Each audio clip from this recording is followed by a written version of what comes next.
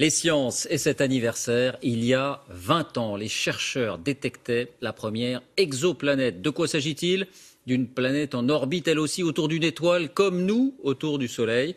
Depuis, la quête se poursuit, on en trouve chaque mois, chaque semaine, avec l'espoir, le rêve un peu fou de trouver un autre terrain fertile pour la naissance de la vie. Bonsoir Nicolas Châteauneuf, vous allez tout nous expliquer grâce à votre studio virtuel. D'abord, où en sont les chercheurs ? Alors ils avancent à pas de géant, David. Imaginez, jusqu'en 1995, nous ne connaissions finalement que notre système solaire que j'ai représenté ici, avec les 8 planètes qui tournent autour évidemment du Soleil, dont la fameuse petite planète bleue ici, la Terre. Nous ne savions même pas s'il existait d'autres planètes hors de notre système solaire, gravitant autour d'autres étoiles. Et nous savions encore moins s'il existait d'autres planètes comme celle-ci, comme la nôtre, avec de l'eau, une atmosphère propice à l'éclosion de la vie. Eh bien, aujourd'hui, David, cela dépasse l'imagination, puisque près de 2000 exoplanètes ont été découvertes et la liste s'allonge tous les ans parce que les moyens de détection sont de plus en plus perfectionnés. C'est-à-dire 2000 planètes à peu près jumelles de notre Terre. Alors pas tout à fait. En fait, elles ne sont pas toutes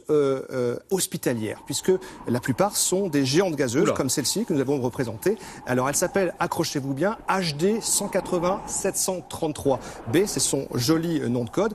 Énorme, hein, elle est à peu près grande comme 11 fois la Terre, d'un bleu très profond, ça on le sait, distante de 600 000 milliards de kilomètres, 1000 degrés à la surface. 1000 degrés. 1000 degrés, et des vents de 7000 km/h, et attention, il y pleut du verre, donc si vous voulez y aller, il faudra vraiment un parapluie blindé, pas vraiment accueillante. Et puis il y a d'autres planètes, on le sait, qui tournent également autour d'étoiles doubles. Donc on peut déjà imaginer les couchers de soleil. Ça doit être vraiment un très très grand spectacle, façon évidemment la guerre des étoiles Star Wars.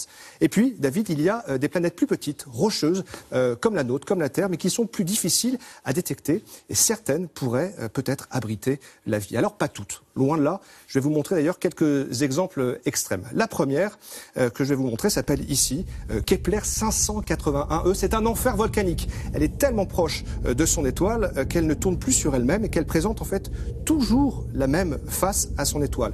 De mon côté, ici, c'est une fournaise avec une surface en éruption permanente et une température qui dépasse les 280 degrés. De l'autre côté, David, donc de votre côté, c'est le contraire.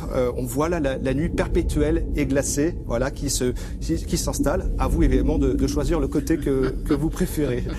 Maintenant, il y a également d'autres extrêmes. Je vais vous présenter une autre planète, la planète glacée, qui s'appelle Hoth. Les chercheurs la surnomment ainsi, toujours en référence à la guerre des étoiles. Moins de 120 degrés à la surface. Attention, tout ceci, ce sont des déductions scientifiques et des reconstitutions, parce que ces planètes sont trop lointaines pour être observées directement. Bon, mais est-ce qu'on sait ce qui leur manque à ces planètes pour pouvoir abriter la vie ? Alors oui, elles ne sont pas... Les conditions, on imagine, un peu plus hospitalières. En fait, elles ne sont pas dans ce qu'on appelle la zone habitable, juste à la bonne distance de leur étoile, dans cette zone que l'on voit ici en vert clair, pour que l'eau coule à l'état liquide. Plus près de l'étoile, ici en rouge, c'est trop chaud, l'eau va s'évaporer. Plus loin, dans la zone en bleu, eh bien l'eau gèle. Or, l'eau liquide, eh bien, c'est indispensable à la vie sur Terre, donc on pense que c'est aussi indispensable ailleurs. Actuellement, on a détecté à peu près une cinquantaine de planètes qui remplissent ces conditions, mais elles pourraient finalement se compter par milliards dans la galaxie. On est vraiment au tout début d'une longue quête. La petite subtilité, David, c'est qu'une planète peut se situer dans cette zone habitable, mais être différente de la Terre, comme par exemple Kepler 62e. C'est ce qu'on appelle une planète océan, entièrement recouverte d'eau, sur quand même une centaine de kilomètres de profondeur. Donc là, les plongées devraient être spectaculaires. Si on cherche vraiment une sœur jumelle de la Terre, eh bien celle qui s'en rapproche le mieux, c'est elle, Kepler 452b, découverte l'année dernière. Elle tourne autour d'une étoile comparable à la nôtre en 384 jours, donc presque comme nous. Par contre, si vous voulez y aller, David, n'y pensez pas, parce qu'avec nos moyens actuels, il faudrait voyager pendant 25 millions d'années, c'est un peu trop long. Et pour savoir en fait s'il y a de la vie sur cette planète ou d'autres, eh bien il faudrait pouvoir détecter de l'oxygène dans l'atmosphère. Ça demande des télescopes ultra puissants, mais ça pourrait être disponible, ces télescopes, dans les prochaines décennies. Alors on patientera un peu, peut-être que nos enfants ou nos petits-enfants en seront les témoins. Merci Nicolas.